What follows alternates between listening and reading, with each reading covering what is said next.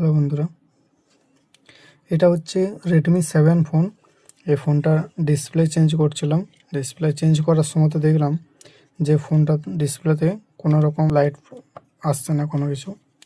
তো এরকম প্রবলেম অনেকেরই থেকে থাকবে। প্রবলেমটা দেখাবো। প্রথমে অন করব। এখানে তোমরা খেয়াল করবে এটাতে সেটটা অন হচ্ছে কি হচ্ছে না। সেটটা অন হওয়ার পর কোনো রকম লাইট আসছে না।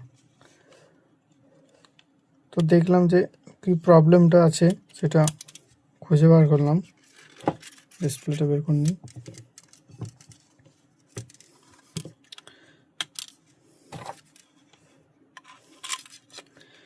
বোর্ডে প্রবলেম আছে। বোর্ডটার প্রবলেম হচ্ছে যে এখানে যে ডিসপ্লে কানেক্টর আছে, ডিসপ্লে কানেক্টরে একটা কম্পোনেন্ট রিমুভ হয়ে গেছে। যে এই কম্পোনেন্টটা দেখো, এই কম্পোনেন্টটা রিমুভ হয়ে গেছে। এটা শর্ট করব। শর্ট করলেই আমাদের ডিসপ্লেতে লাইট চলে আসবে। যে এরকম শর্ট করে নেবে। এরপর দেখাবো ডিসপ্লেটা লাইট আসছে কি আসছে না।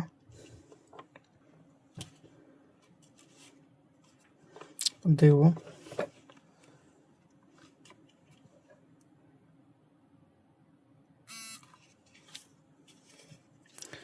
দেখো বন্ধুরা, লাইট চলে এসছে। তো এই প্রবলেমটা অনেকেরই হয়ে থাকতে পারে। এরকমভাবে সলিউশন করবে। ডিসপ্লেতে লাইটের প্রবলেম থাকলে বোর্ডটা আগে ভালো করে চেক করে নেবে।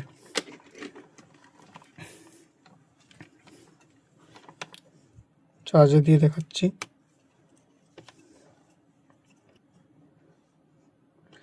দেখো ডিসপ্লেতে লাইট চলে এসছে। তো ভিডিওটা ভালো লাগলে অবশ্যই একটা লাইক করে দিও।